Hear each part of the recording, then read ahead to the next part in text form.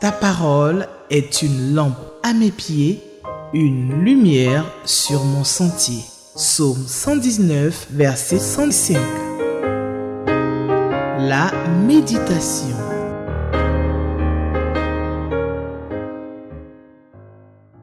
Bien-aimés frères en Christ, bonjour.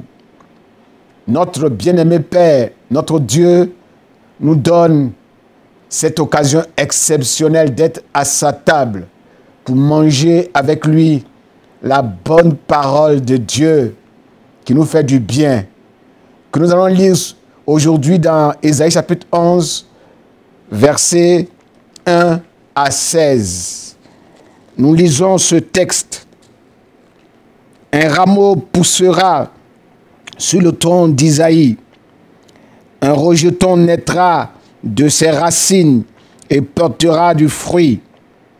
L'Esprit de l'Éternel reposera sur lui, et cet Esprit lui donnera le discernement, la sagesse, le conseil et la force. Il lui fera connaître l'Éternel et s'attacher à lui. Son plaisir sera d'obéir à l'Éternel. Il ne jugera pas d'après les apparences et n'arbitrera pas d'après les ouï-dire. Il jugera les pauvres avec justice et il arbitrera selon le droit en faveur des malheureux du pays. Il frappera la terre de sa parole comme avec un bâton. Le souffle de sa bouche abattra le méchant. Verset 5.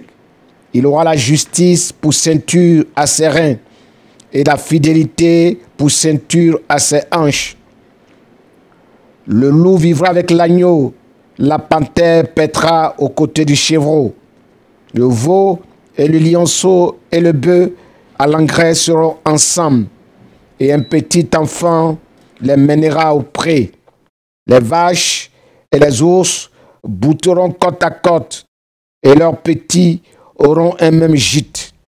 Le lion et le bœuf se nourriront de paille.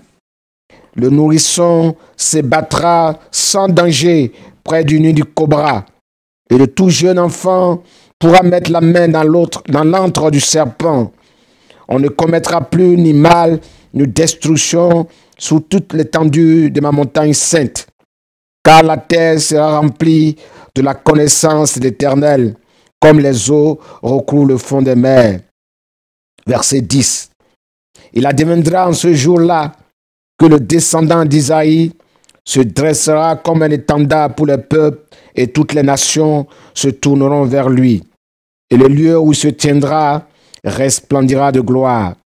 Ce jour-là, le Seigneur interviendra une seconde fois pour libérer le reste de son peuple qui aura subsisté en Assyrie et en Égypte, à Patros et en Éthiopie, à Élam, en Babylonie et à Math, ainsi que dans les îles et les régions côtières.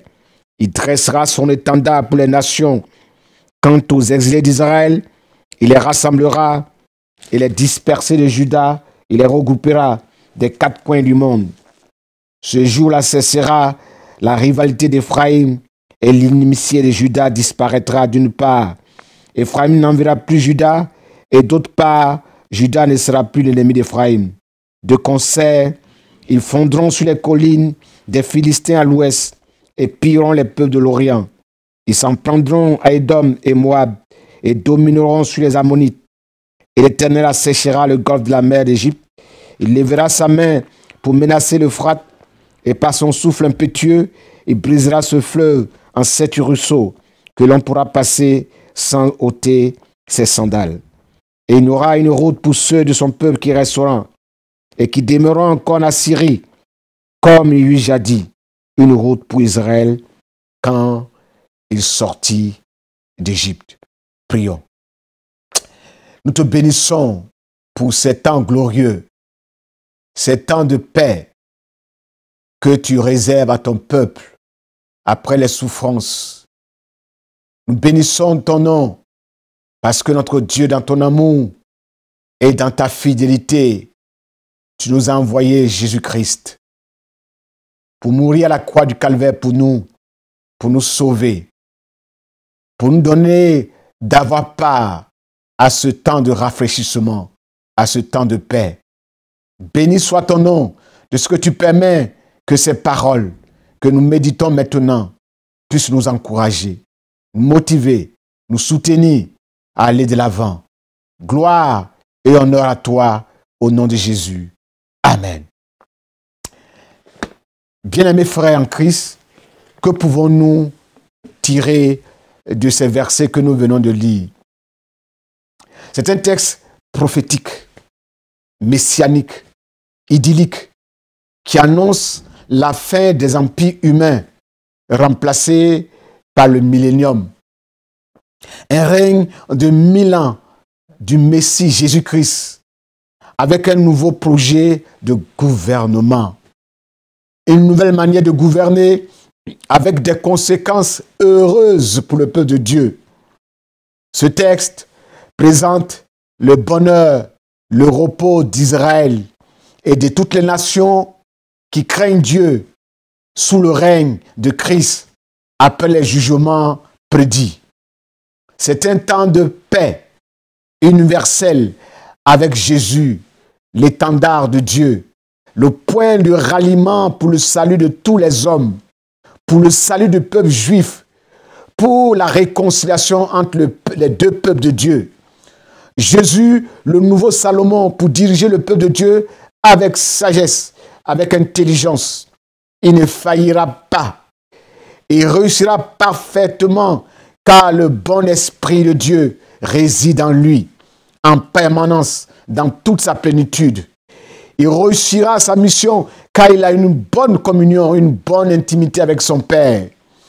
Il gouvernera son peuple avec puissance, avec justice et paix, selon la volonté parfaite de Dieu, selon les directives de Dieu. Il rassemblera le reste, le résidu d'Israël. Le peuple le cherchera, le peuple le trouvera. Jésus se laissera trouver par le peuple de Dieu.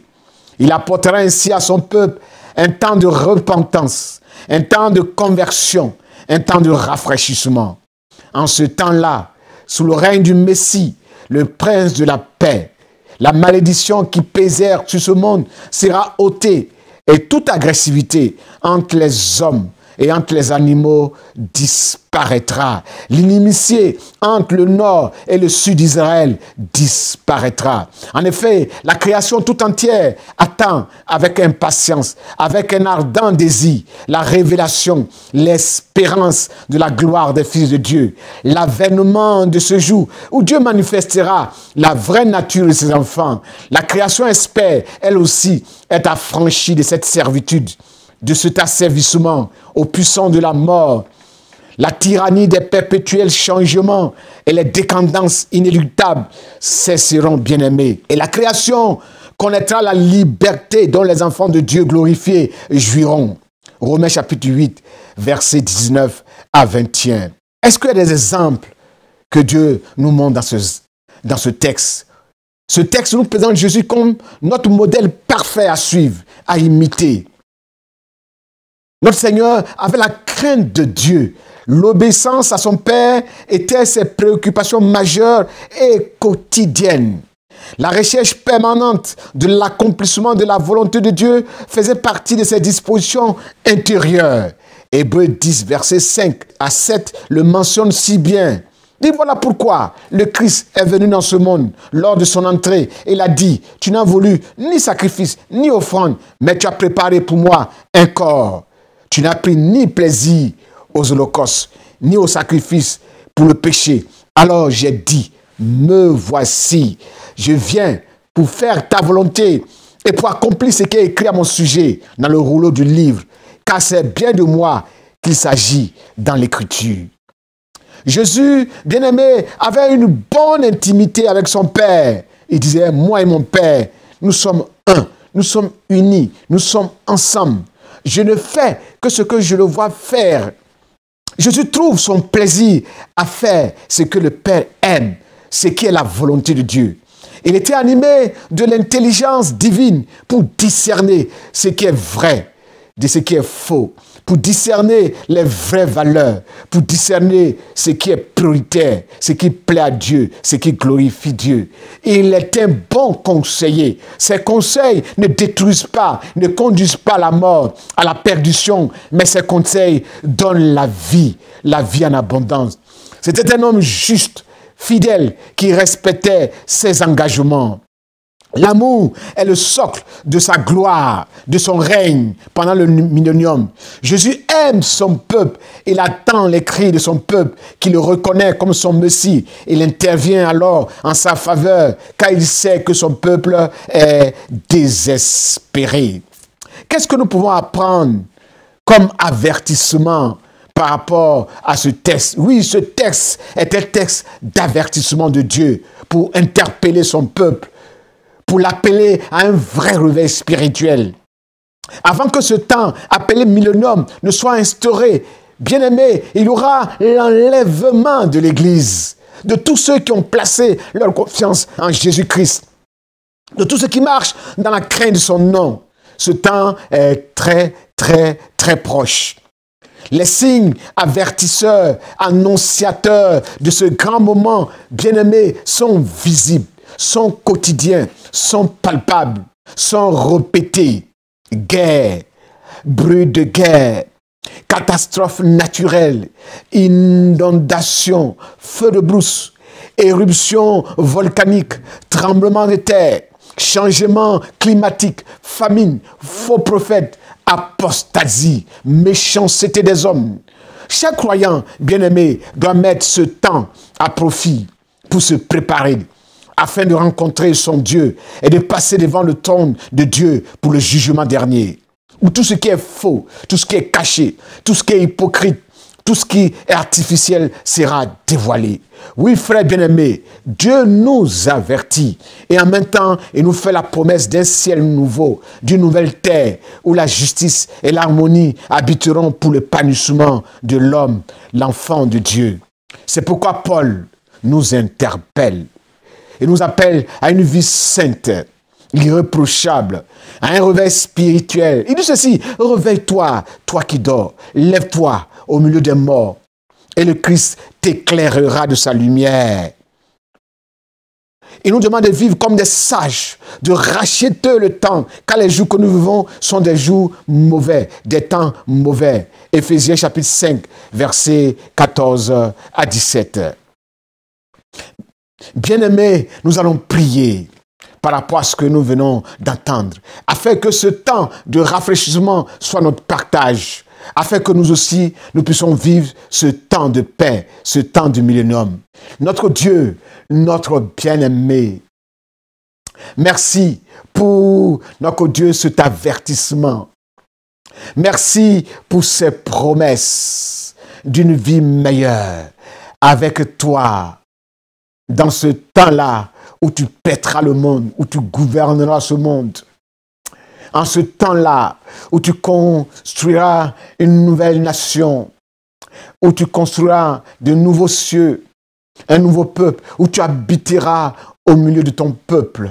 Je prie pour chacun de nous, afin que tu nous donnes de persévérer, afin que tu nous donnes de marcher dans tes voies, afin que tu nous donnes de nous réveiller de notre mort spirituelle, de nous attacher à toi, de nous éloigner du péché, de marcher dans la sainteté, afin que quand tu reviendras, nous puissions partir avec toi. Nous puissions vivre ce temps de paix, ce temps de rafraîchissement, pour gouverner avec toi.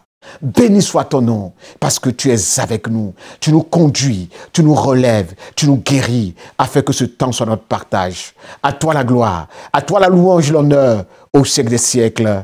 Amen. Ta parole est une lampe à mes pieds, une lumière sur mon sentier. Psaume 119, verset 105.